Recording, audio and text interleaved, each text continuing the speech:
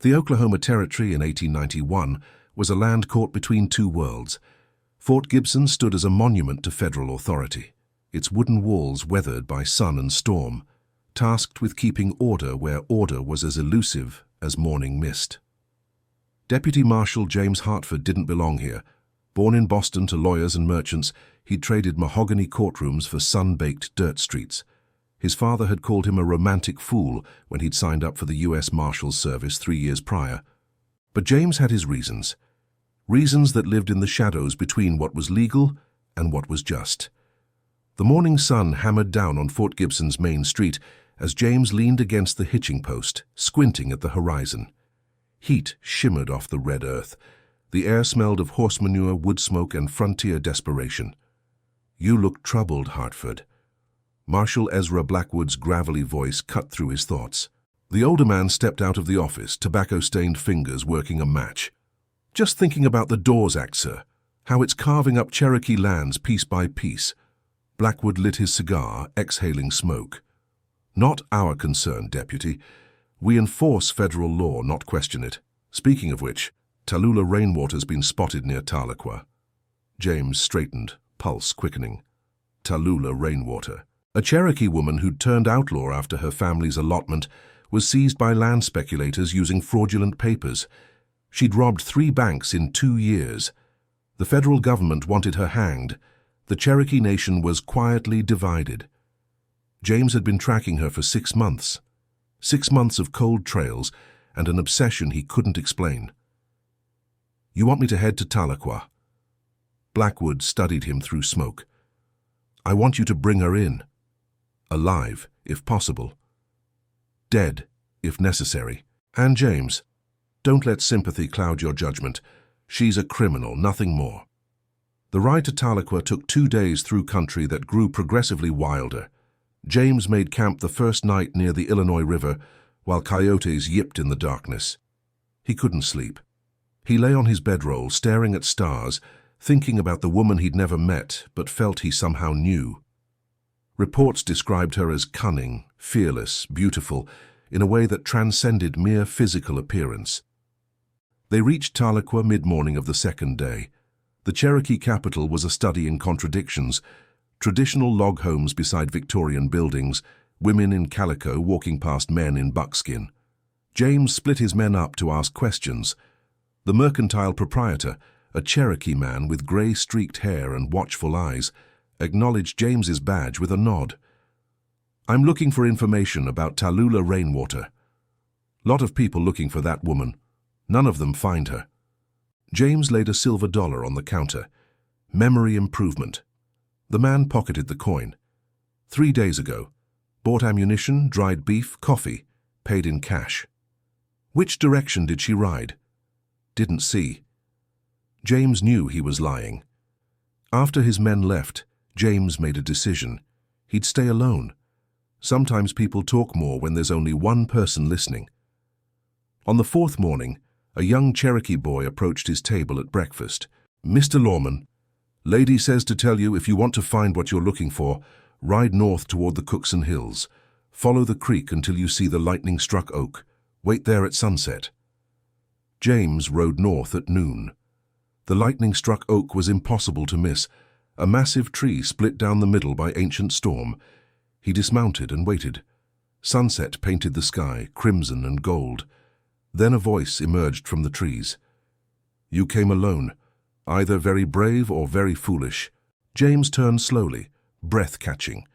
Tallulah Rainwater stepped into the clearing like a figure from a dream. Maybe 5.5 feet tall, she moved with predator's grace. Black hair in a long braid, men's clothing that couldn't disguise the curves beneath. Sharp cheekbones, full lips, eyes the color of dark honey that seemed to see straight through him. A Winchester rifle rested in her hands. "I'm here to talk," James said steadily. "Federal marshals don't travel alone to talk. They bring posses, rope, sometimes coffins. I'm not most marshals." Her laugh was sharp and genuine. "No, I don't suppose you are. James Hartford, Boston-born, Harvard-educated. I've read about you, Marshal." James unbuckled his gun belt, let it drop. "I'm here because I think you're fighting the wrong battle." Tallulah's expression flickered. The wrong battle? Robbing banks won't give your people their land back. It'll just get you killed. But you can't be a symbol from the end of a rope. She was quiet, forest settling around them. You have 30 seconds to convince me not to shoot you. James talked as darkness gathered. He told her about patterns he'd observed, how her robberies targeted banks owned by land speculators who'd defrauded Cherokee families, how she'd become a legend that terrified the guilty and inspired the desperate. You've done your homework, Tallulah said, rifle lowered. But why are you really here? Because I think we want the same thing, justice. Check if you are already subscribed to this channel, because you're about to witness a forbidden love story that could destroy 2 lives, and every twist will leave you breathless. Tallulah didn't shoot him. Instead, she listened. Justice, she said the word bitterly. You know what justice looks like in the Oklahoma Territory. Federal judges who can't tell a Cherokee from a Comanche. Marshals who enforce laws written to steal land. It looks like... She stopped, something raw flashing across her face. Like what happened to your family, James finished quietly. Her jaw tightened. Don't presume to know my family. I know they were given an allotment under the Dawes Act. I know land speculators showed up with fraudulent papers. I know your father tried to fight it in court and died before the case was heard. Tallulah turned away, profile sharp against darkening sky. My father believed in the law, believed treaties meant something. He died believing in a lie. I won't make the same mistake. So instead you'll die with a price on your head. That's not justice, Tallulah. That's just a different kind of defeat. At least it's honest defeat. James moved closer. There's another way. Let me help you. You? Her laugh was sharp. You're a federal marshal. My job is to enforce the law, but the law isn't always justice. I've learned that the hard way. And how exactly would a federal marshal help an outlaw? I don't know yet, but I know shooting at symptoms won't cure the disease. The land speculators, corrupt officials, judges who look the other way, they're the disease. Tallulah studied him, then smiled, transforming her face from beautiful to devastating. You're either the most naive man I've ever met, or the most dangerous. Can't I be both? She laughed softer. Maybe. Come on. She led him through forest to a hidden hollow screened by vegetation. A small fire burned, camping equipment arranged carefully. Welcome to my castle. She made coffee, settled across the fire from him. Tell me why a Boston gentleman is sitting in an outlaw camp plotting treason. Maybe treason is just choosing truth over convenience. My grandmother used to tell stories about the Trail of Tears, how Cherokee were marched from homelands at gunpoint, thousands dying because the federal government decided treaties meant nothing. She looked at him. That's your government, Marshal. I can't change history, but maybe I can help make sure it doesn't keep repeating. How, by turning me into a legal test case? No, by helping you disappear, new identity, new life. Run, hide, let them win? It's about survival. Survival without purpose is just slow death. She paced like a caged animal. I'm not running. My father ran his whole life believing the next law, next treaty would make things right. It got him a pauper's grave and land owned by some railroad baron. James moved until he stood before her. Then let me help you fight, but fight smart. Why do you care? You don't know me. Safe answer would be platitude about justice. But standing close enough to see amber flecks in her eyes, close enough to smell wood smoke and sage in her hair, James didn't want to lie. I don't know. 6 months ago I read your name in a wanted poster, and something shifted. Like I'd been looking for something without knowing what. Suddenly there it was. Maybe you. Tallulah's breath caught. That's insane. I know. You could be hanged for helping me. I know that too. James reached out slowly. His fingers touched her cheek, rough with trail dust and soft beneath. Are you really a criminal, or just someone fighting the only way she knows how? Tallulah closed her eyes, leaning into his touch briefly, then stepped back, expression torn. You should go, Marshal Hartford. Forget you found this place. Is that what you want? It's what's smart, what's safe. I didn't come here for smart or safe. James picked up his gun belt. I'll be at the boarding house in Tahlequah for 3 days. Room 7, second floor. If you change your mind, you know where to find me. I won't come. Maybe not, but the offer stands. The ride back felt twice as long. James lay on the narrow bed without lighting a lamp. Sleep seemed impossible. He'd crossed a line tonight, stepped onto a path he couldn't see the end of. 3 days to decide if trust was possible. The first day passed like a held breath. James went through investigation motions, asking questions that yielded nothing. The second day brought a telegram from Blackwood ordering his return. That night, James walked Tahlequah's streets under stars, passing houses where families gathered. The Cherokee National Council building loomed ghostly in moonlight. "Can't sleep either," the voice came from shadow. Tallulah stepped into moonlight wearing a simple dark blue dress, hair loose around her shoulders. Without rifle and gun belt, she looked younger, more vulnerable. "You came," James said, stupid with surprise. "Don't make me regret it. Walk with me." They followed a path toward the river.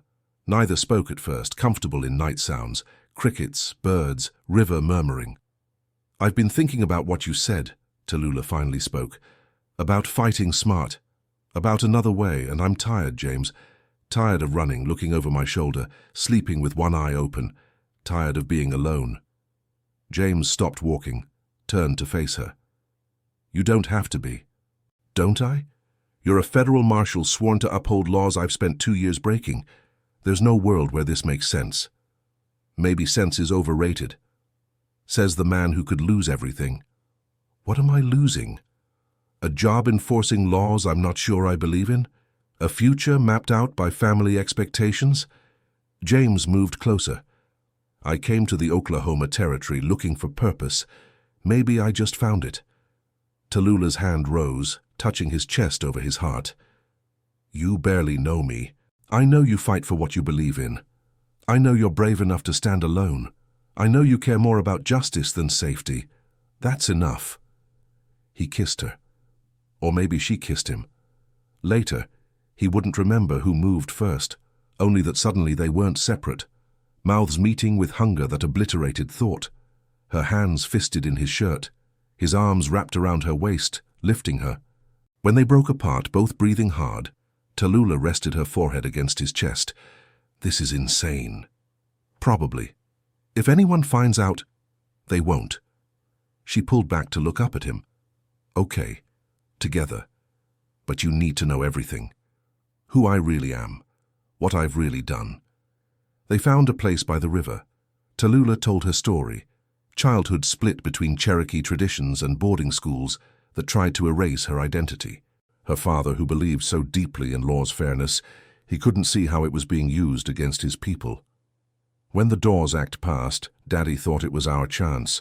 Individual land ownership, same rights as white citizens. He didn't see the trap, how allotments could be sold, how speculators were circling. She told how their allotment was targeted within months, men in suits with documents claiming prior ownership, judges ruling without examining evidence. How her father fought through legal channels, spending money they didn't have on lawyers who delivered nothing. He had a weak heart. The doctor said stress made it worse, but I watched him die, James. Watched hope drain out one broken promise at a time. The day the court ruled against us, he just stopped, sat down and his heart gave out. Not from disease, from despair. "I'm sorry," James said. "After the funeral, speculators came for the land, gave us 24 hours to clear out, put us out like trespassers on our own home." Her hands clenched. "That night I made a decision. If the law wouldn't protect us, I'd make my own justice." The first robbery had been almost accidental. The speculators kept money in a Muskogee bank. She'd walked in with her grandmother's pistol, demanded the exact amount her family's land was worth, walked out before anyone could react. I thought it would be once, but word spread. Other Cherokee families came to me with their stories. Same speculators, same banks, same pattern of theft dressed as law, so I kept going. You became their champion. I became their ghost, a story to make people feel better. But ghosts aren't real, and stories don't change laws. I've stolen thousands, returned maybe half to families who lost everything. The land keeps getting stolen, nothing changes except now I'm wanted in 3 territories. James built a picture far more complex than any wanted poster. Yes, criminal by legal definition, but also a daughter who watched her father's heart break, a sister protecting family, a symbol of resistance. Where's your family now? Kansas. New names, new start after the second robbery. They don't know what I'm doing. Think I'm teaching on a reservation in New Mexico. Sad smile. Maybe that's who I would have been before everything went wrong. It's not too late. Yes, it is. I've made my choices. There's no going back. Maybe not back, but forward. Different. How Judge Parker would hang me before trial ended. This was the moment. The plan forming since that first night in her camp. Audacious, probably impossible, potentially fatal. But looking at Tallulah's face, seeing exhaustion and hope warring, he had to try. What if we could prove the land theft? Real proof showing systematic fraud, not just your family's case, but dozens. Enough to show a pattern federal courts couldn't ignore. Tallulah sat straighter. You think that evidence exists? I know it does. These speculators aren't clever, just protected. If we could gather evidence, present it to the right people in Washington, my father knows senators. There are journalists who'd love a story about corruption in the territories. He could see her mind working, weighing risks against rewards. Even if we could gather evidence, what about me? I've still broken federal law. There's a price on my head. Then we make you vanish. Not running. We make Tallulah Rainwater cease to exist legally. New identity with complete documentation. While marshals hunt a ghost, you're testifying before Congress as someone else, a concerned citizen with knowledge of land fraud. That's either brilliant or completely insane. Can't it be both? She laughed, tension breaking, but her expression turned serious. You realize what you're proposing. Conspiring to obstruct justice, falsifying documents, deceiving federal officials. I know. And if we fail, we both go to prison, or worse. I know that too. Then why would you risk all of that for me? James took her hands, feeling calluses from hard riding, strength in slender fingers. Because in 6 months of tracking you, I've come to believe you're fighting the most important battle in this territory. Not with guns, those are symptoms. The fight for dignity, honoring promises, making justice mean something. He paused. And because somewhere between reading your name and sitting here, I fell in love with you. If you're feeling this story in your heart right now, leave a comment that says, Love across the law. I want to see who's really connecting with James and Tallulah's impossible choice. Tallulah sat perfectly still, moonlight painting her face. When she spoke, her voice was barely audible. I don't know if I believe in love. Not anymore. Believing in things killed my father. I'm not asking you to believe in anything except this moment, right now. Us deciding to try something impossible. Can you believe in that? She studied his face, then leaned forward and kissed him, soft where there first had been urgent, deliberate where before was desperate. A kiss that said yes and maybe, and I'm terrified. When they parted, she rested her head on his shoulder. Okay, together. But James, if this goes wrong, I want your promise.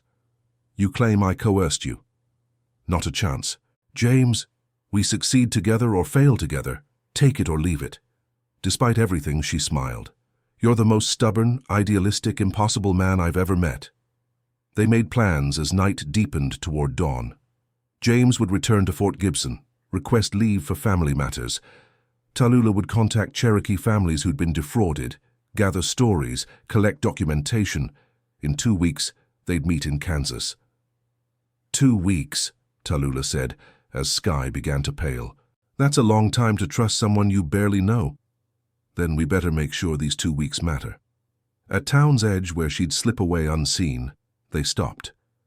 I'm scared, she admitted. Me too. But also hopeful. I'd forgotten what that felt like. James kissed her one more time, memorizing everything. Then he let go, watched her disappear into morning shadows. Fort Gibson felt different when James returned, not the place itself, but his perception had shifted. He saw Cherokee families displaced from lands, working whatever jobs they could find. He noticed the land speculation office with pristine sign and well-dressed clerks, a monument to theft dressed as commerce. 3 years enforcing the law, thinking he was making a difference. How had he been so blind? "Hartford!" Blackwood's voice cut through his thoughts. "My office! Now!" Inside smelled of old paper and older prejudices. The rainwater woman. Trail went cold in Tahlequah. Local Cherokee won't talk. She could be in Kansas or New Mexico by now. Blackwood grunted. Woman like that has more lives than a cat, but she'll slip up eventually. He studied James. "You look tired. This chase getting to you?" "Just the heat, sir." "Heat and something else, I'd wager. I've been doing this job long enough to recognize when a marshal's heart isn't in the hunt." "Having second thoughts?" "Dangerous ground." "Just wondering if we're chasing the right criminals, sir." "Meaning?" "Meaning Tallulah Rainwater robs banks owned by land speculators. Those speculators acquired Cherokee allotments using questionable methods. Makes a man wonder if we're protecting law or just protecting the powerful." Blackwood's expression hardened. "That's politics, Hartford. Way above our pay grades. Our job, enforce federal law, maintain order, protect property. Not question whether property was legally obtained." "Even if it wasn't?" "Even if it wasn't. Courts decide legality. We enforce their decisions. And if courts are corrupted?" Blackwood stood abruptly. "Careful, Deputy, you're starting to sound like a sympathizer, and sympathizers don't last long in this territory." The threat hung clear as gun smoke. James held his gaze. "I'm just trying to understand the job, sir. The right side is the law's side. Remember that." James left feeling like he'd walked through a minefield. Blackwood suspected something. He'd have to be more careful. That night, James wrote 2 letters. First to his father in Boston, the first communication in nearly a year. Brief, professional, mentioning he might need political contacts for a case involving territorial corruption. Second letter to Samuel Chen, a master forger in Denver, who'd helped James before. If anyone could create convincing identity for Tallulah, it was Chen. The next 10 days dragged. James went through duty motions, serving warrants, settling disputes, escorting prisoners. But his mind was elsewhere, calculating risks, refining plans, wondering if Tallulah was safe. On the 8th day, a telegram from Boston. "Contacts available, stop, require details." "Stop, father." On the 10th day, a package from Denver. Chen's work was flawless. Birth certificate, school records, reference letters, all creating Sarah Williams, a teacher from Philadelphia. Photos showed a woman who could be Tallulah with different hair and dress. The 12th day, he requested leave for family matters. Blackwood approved with barely concealed suspicion. James left Fort Gibson on a cool morning, riding north toward Kansas with everything packed and a future he couldn't predict. The ride took 4 days through country shifting from Oklahoma's red earth to Kansas prairie grass. The meeting place was Lawrence, big enough to get lost in, small enough that strangers were noticed. Eldridge Hotel lobby at noon on the 14th day. He arrived an hour early, checked in, washed trail dust. Then walked into the lobby. And there she was. Tallulah sat reading a newspaper, hair pinned up instead of loose, proper traveling dress, wire-rimmed glasses. Sarah Williams, respectable teacher.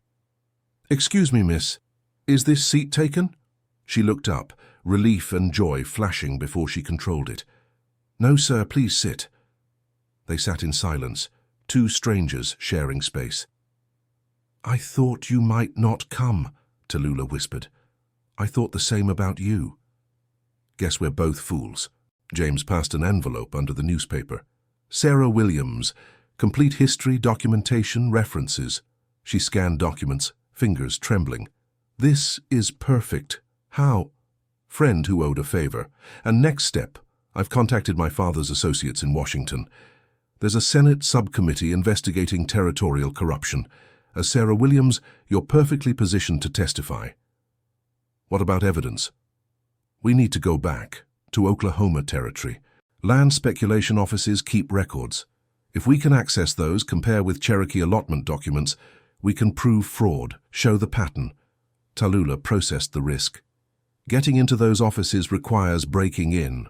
Theft." "I know. You'd throw away everything." "I know that too. Why risk all this?" 4 days on the trail to examine that question. Because I love you, and because even if I didn't, this would still be right. The land fraud, broken treaties, systematic theft, it's all connected. If we can expose it, maybe we stop it happening to the next family. Tallulah's eyes glistened. You're either the bravest man I've ever met or the most naive. I keep hearing that, she smiled. Has anyone told you that you're impossible? Daily. They made plans. Tallulah had gathered testimonies from 17 Cherokee families who'd lost land. Each story followed the same pattern. Speculators with questionable documents, courts ruling without investigation, marshals enforcing evictions. There's more, Tallulah said, pulling a notebook. One family remembered the clerk who processed their fraudulent deed. John Whitmore works in the Territorial Land Office in Muskogee. I know Whitmore. He's processed dozens of transfers. Always seemed nervous around me. Maybe he knew transfers were illegal, which means he has the records.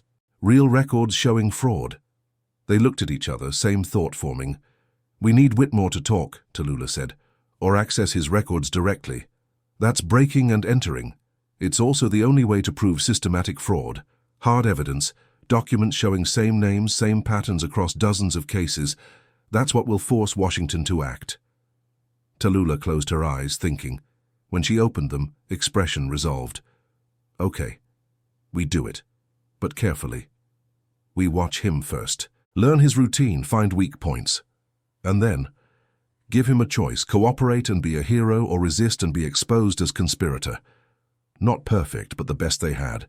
They had maybe a week before the window closed. One more thing, James said. If this works, if we get evidence and make it to Washington, what happens after? You can't stay Sarah Williams forever. I've been thinking about that. She looked at him. I can't see past the next move, but I don't want to keep running forever. If we can expose the fraud, actually make a difference, maybe that's worth whatever comes after. Even if after includes prison, even then, at least I'd know I tried. James took her hand, right there where anyone could see. Reckless, potentially dangerous, he did it anyway. We're going to make this work, get the evidence, expose the fraud, force Washington to act, then figure out how to build a life that doesn't involve running or hiding. That's a lot of faith in the future. Sometimes faith is all we have. She squeezed his hand. And in that gesture, James felt everything words couldn't express, fear and hope, trust and terror, love and desperate courage that makes love possible in impossible circumstances. They returned to Oklahoma Territory separately, James first, resuming duties as if leave had been restful. Tallulah 2 days later as Sarah Williams, inquiring about teaching positions at mission schools. Muskogee was larger than Tahlequah, rougher around the edges.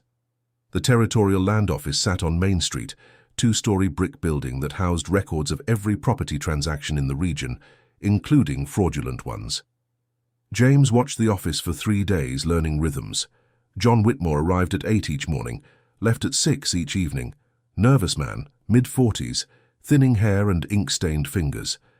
He took lunch alone, avoided conversation, jumped at loud noises. Tame man carrying secrets. On the 4th day, James followed Whitmore home, a modest house on the edge of town. Wife, 2 children. Normal life built on abnormal foundations. That night, James met Tallulah in an abandoned barn outside town. Whitmore has a family, James said. Wife, kids. That's leverage, but also complication. We can't threaten his family. No, but we can offer him protection, immunity in exchange for testimony and records. You don't have authority to offer immunity. Not officially, but if he cooperates, provides evidence of systematic fraud, the Senate subcommittee would grant it. Whistleblowers get protection. Tallulah paced the barn. And if he refuses? Then we take the records ourselves. Breaking and entering, you'd be destroying your career for certain. James caught her hand, stopped her pacing. My career's already over the moment I chose you over the law. The only question now is whether we make it mean something. She looked up at him, eyes reflecting lamplight. No regrets? Only that I didn't find you sooner.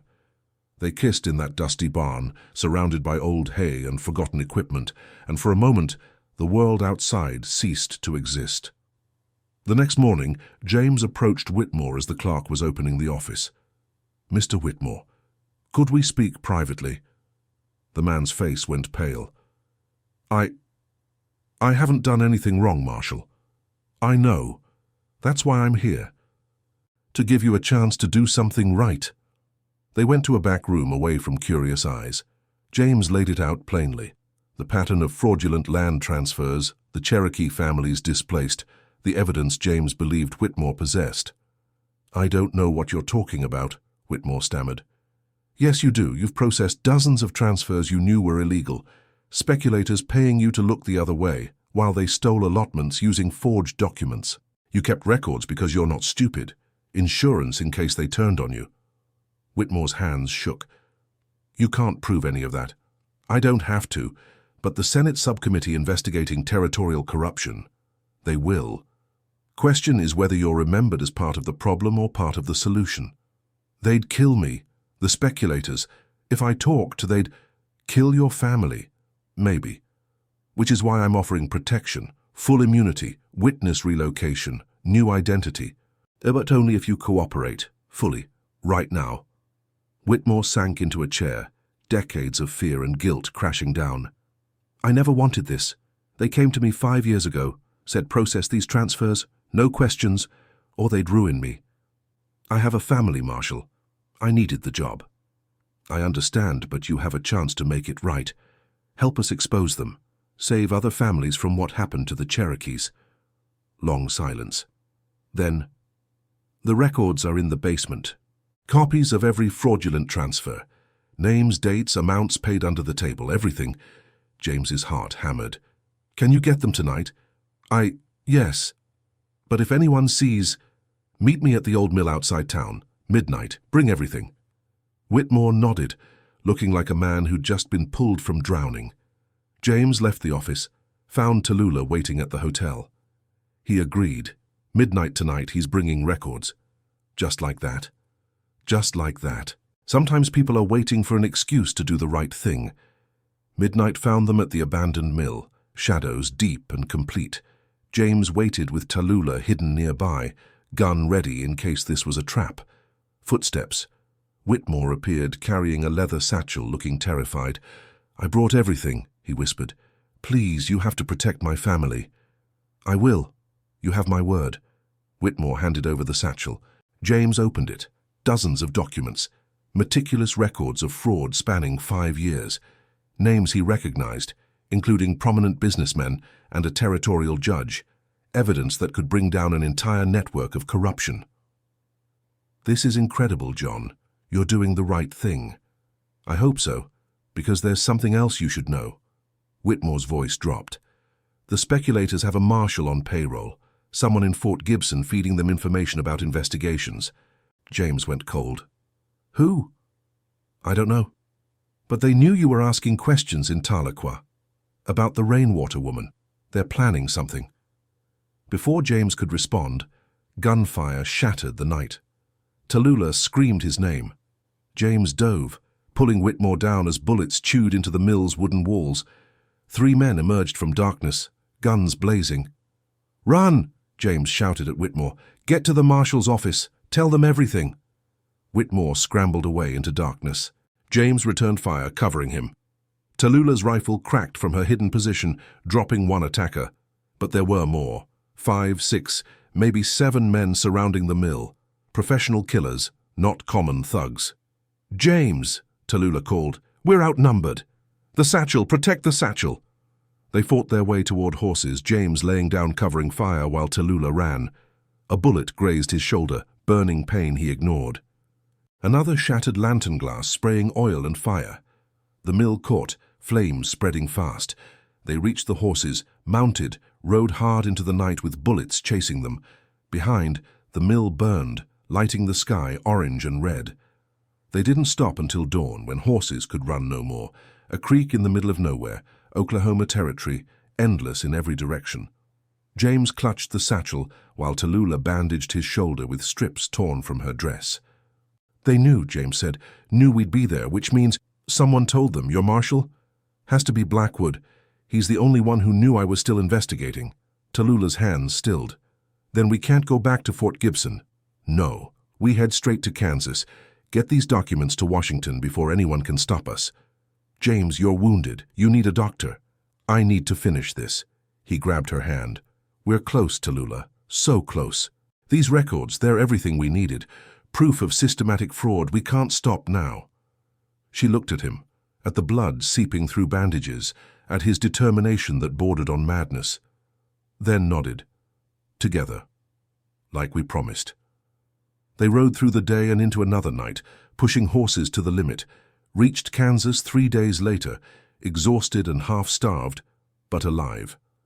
Whitmore had escaped, sent a telegram confirming he'd made it to federal authorities, was prepared to testify. James's father arranged a meeting with the Senate subcommittee.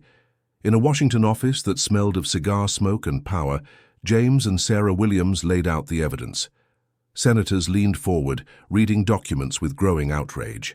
The chairman, a gray-haired man from Massachusetts, looked at them with respect.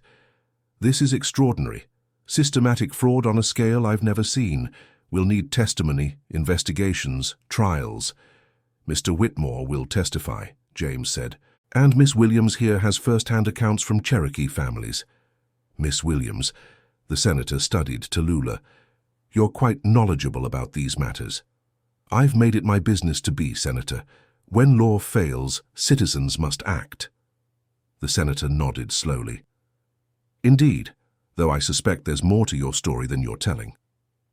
Dangerous moment.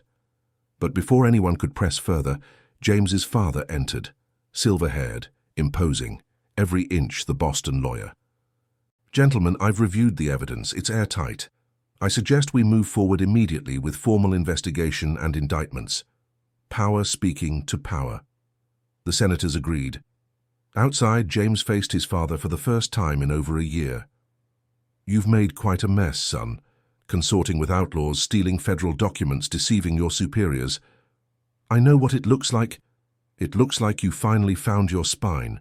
His father's stern expression cracked into something almost like a smile. I'm proud of you, James, truly. Though I'd appreciate if you didn't make a habit of bringing wanted criminals to congressional hearings. James glanced at Tallulah, waiting nearby. About that. I know who she is, or rather, who she was. Sarah Williams's documentation is excellent, by the way. My people couldn't find a flaw. He paused. She'll need to disappear permanently. Tallulah Rainwater must never surface again. Can she live with that? She can if it means justice for her people. His father nodded. Then it's done. Officially, Tallulah Rainwater died in a shootout with federal marshals last month. Case closed. Sarah Williams continues her missionary work, eventually settles somewhere quiet. Maybe with a certain ex-marshal who resigned his commission to pursue law reform. Ex-marshal? You can't seriously think you're returning to Fort Gibson after all this. Besides, I need a good investigator for our anti-corruption practice. Someone who understands the territories, knows where bodies are buried. His father extended a hand. Interested? James looked at Tallulah, saw her slight nod, her eyes bright with tears. Yes, sir. I'm interested. The Senate hearings lasted 3 months. John Whitmore's testimony, combined with the documents and Sarah Williams's Cherokee family accounts, exposed fraud that stretched from Oklahoma to Washington. Indictments came down on 37 men, including a territorial judge and 2 congressmen. Marshal Ezra Blackwood was among them, discovered taking bribes from land speculators, feeding them information about investigations. He'd tried to have James and Tallulah killed at the mill. He'd spend the next 20 years in federal prison. The Dawes Act wasn't repealed. Politics moved slower than justice. But reforms were enacted. Cherokee allotments were reviewed, fraudulent transfers reversed, some families got land back. Not all, not enough, but something. James Hartford officially resigned from the U.S. Marshal Service, citing philosophical differences. The newspapers called him a crusader. Some called him a traitor. He didn't care about either. Sarah Williams completed her missionary work and moved to Denver, where she opened a school for Cherokee children, displaced by the allotment process. She taught reading, writing, arithmetic, also taught Cherokee language and traditions, keeping alive what boarding schools tried to erase. Officially, she lived alone. Unofficially, a certain law investigator visited often, very often. 1 year after the mill shootout, on a spring morning when Denver's mountains were still white with snow, James knocked on Sarah's door with a bouquet of wildflowers and a question he'd been carrying since that first night by the river. She answered wearing a simple dress, hair loose, face lighting up when she saw him. James Hartford, to what do I owe the pleasure? Can't a man visit a friend? Men don't visit friends with flowers. Men visit women they're courting. Is that what I'm doing, courting you? She smiled, pulling him inside. I certainly hope so. Otherwise, this past year has been very confusing. Inside smelled of sage and coffee. Children's artwork covered the walls, drawings of horses, mountains, families, evidence of lives being rebuilt. James set the flowers down, took both her hands. I love you, Tallulah.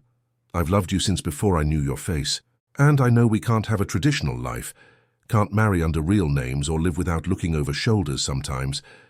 But I want whatever life we can build, together. If you'll have me. She was crying, laughing, pulling him close. You foolish, impossible, beautiful man. Yes, always yes. They kissed in that small Denver house surrounded by wildflowers and children's drawings and the scent of fresh coffee. Outside, the world turned indifferent to their joy.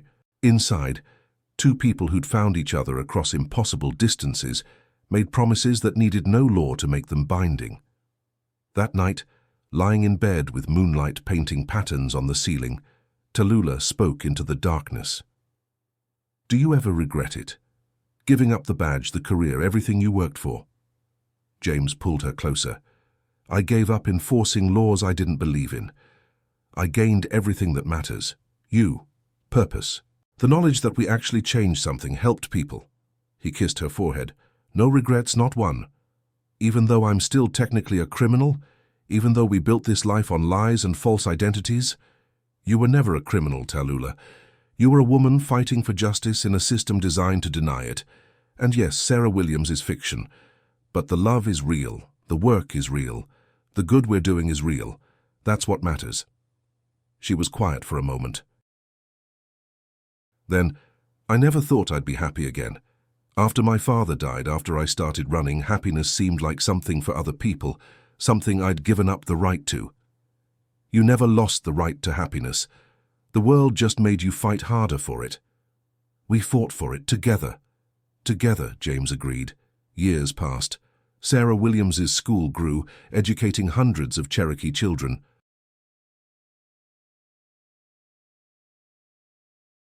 James's anti-corruption work exposed fraud across 3 territories, recovering millions in stolen land and assets. They lived modestly, quietly, building a life that mattered more than the one either had been born to. Sometimes former marshals passed through Denver.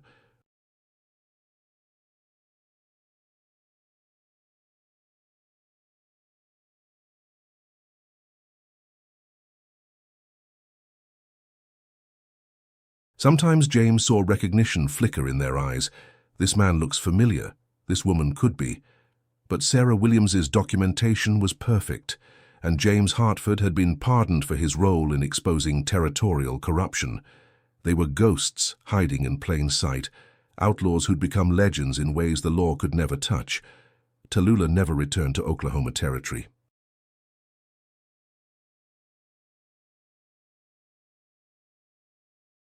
But her mother and brothers visited Denver often, proud of the sister who'd sacrificed everything to fight for justice, who'd found love in the last place anyone expected. Her grandmother visited once, 3 months before she died. Ancient woman with eyes that saw everything, who held Tallulah's face in wrinkled hands and said, "Your father would be proud, not of the banks you robbed, those were foolish, but of the fight you never quit. Of the man you found who was brave enough to fight beside you. I'm not sure I found him, grandmother. Maybe he found me." The old woman laughed. "Love doesn't care who finds who, only that when you meet, you're brave enough to hold on." On their 5th anniversary, celebrated privately since no official marriage existed, James gave Tallulah a gift, a leather-bound journal filled with newspaper clippings.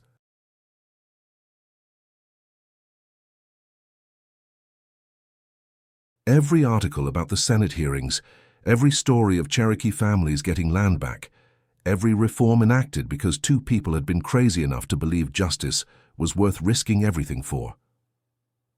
"So you never forget," James said. "What we did mattered. What we're still doing matters." Tallulah read through clippings with tears streaming down her face, then closed the journal, set it aside, and kissed him with all the passion of that first night by the river. "I love you, James Hartford, my impossible marshal who traded his badge for my heart. Best trade I ever made." They grew old together in that Denver house.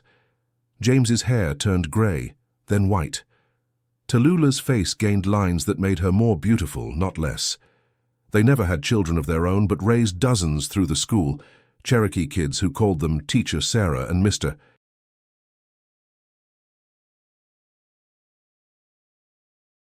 Hartford, who learned reading and writing and their own language, who carried forward the fight for dignity and justice in quieter, more sustainable ways. When James died at 73, peacefully in his sleep beside the woman he loved, the funeral was attended by hundreds. Former students, Cherokee families whose land had been restored, reformers and activists, and people who'd never met him but knew his story.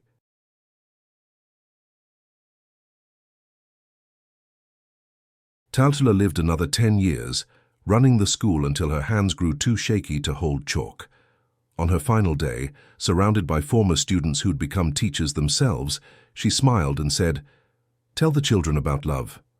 Tell them it's worth fighting for, worth risking everything for. Tell them about the marshal who chose justice over law and the outlaw who found redemption not in hiding, but in building something better." They buried her beside James in a Denver cemetery, with mountains visible in the distance and sky endless overhead. The headstone read, "Sarah Williams, beloved teacher, 1868–1953. She taught us to fight for justice with love." But those who knew the truth, who understood the woman beneath the name, added their own memorial, flowers left at the grave, Cherokee songs sung in moonlight. Stories whispered of Tallulah Rainwater, the outlaw who'd become a legend, who'd loved a lawman enough to change the world. And on quiet nights, when wind whispered through Denver's streets, old-timers swore they could hear laughter, a marshal and an outlaw, dancing somewhere between memory and myth, their love as real and enduring as the mountains that watched over their rest. If you've watched this far, it's because you liked this story. Leave a comment saying, "I watched this far," so I can get to know you and know who really loves the stories on this channel. If this story of forbidden love and impossible courage moved you, hit that like button. Share this with someone who believes love conquers all. And subscribe for more true stories of hearts that refuse to give up, no matter the cost. Because the greatest outlaws aren't the ones who break the law, they're the ones who break the rules to make the world more just.